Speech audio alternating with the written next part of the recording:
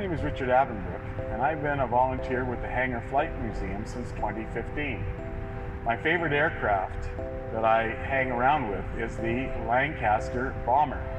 I saw her land in 1961, and ever since then she's been my favorite plane. It's one of the reasons why I joined the RCAF.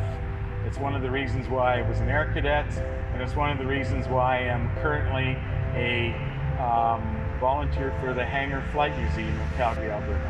The reason for the Lancaster bomber is really, they found out during World War II, the British had, or Commonwealth had, 2-engine bombers.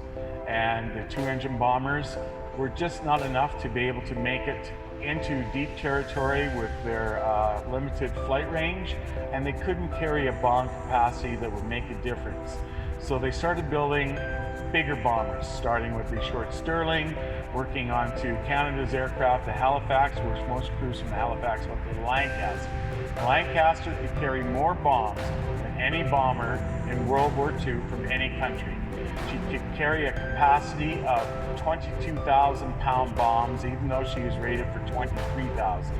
She would carry 15 500-pound bombs, or one tall boy, which is the full length of the 33-foot bomb bay, and they had to take the bomb bay doors off for her. The Lancaster bomber had a 7-member crew. It would start at the bombardier, whose also job was to run the front machine gun.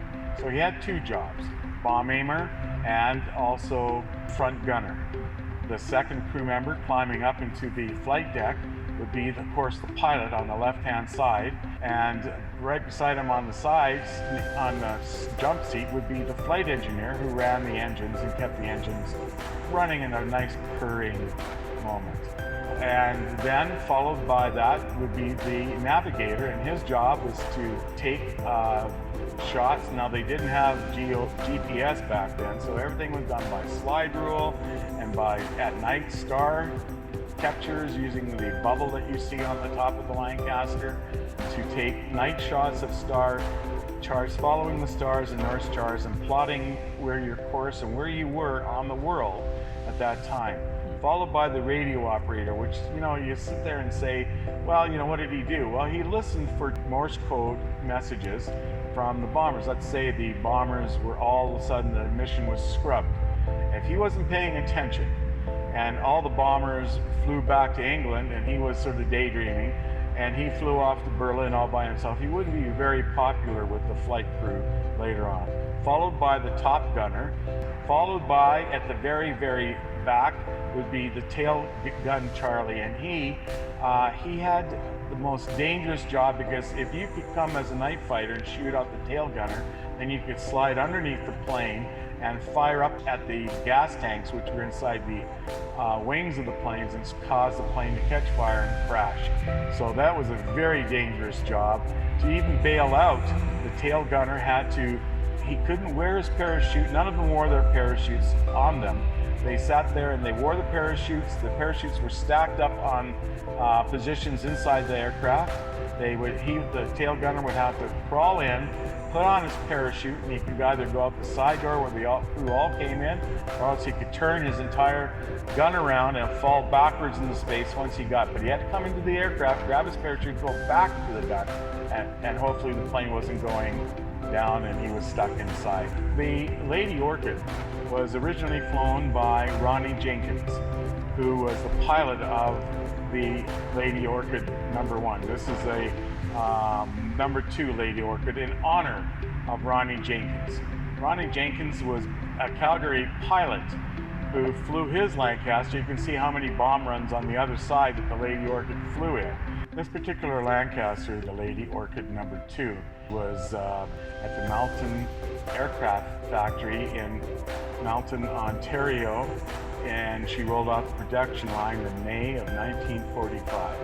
She was flown to England in June of 1945, but she was put on the reserve list, and hence she never flew in World War II.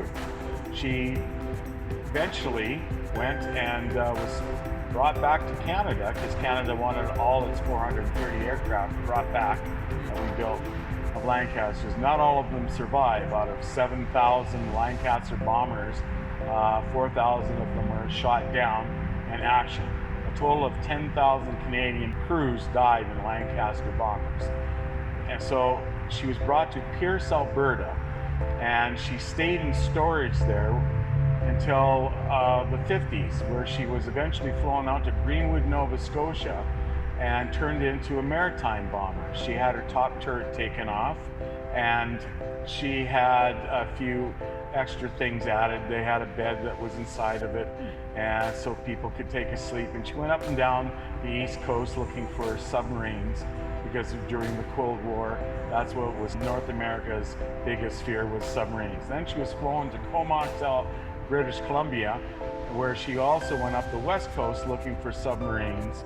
And in 1961, she was taken off of the active list and put on reserve and flown to Fort Macleod, Alberta, where she stayed until 1961, where the Lancaster Bomber Society wanted to do tribute to the 10,000 Canadians that passed in bombers like her, and for the new airport of McCall Field. The Lancaster was eventually put onto a pedestal in 1962, and when they did that, the concrete company broke her spar, and that's why this one can never fly again.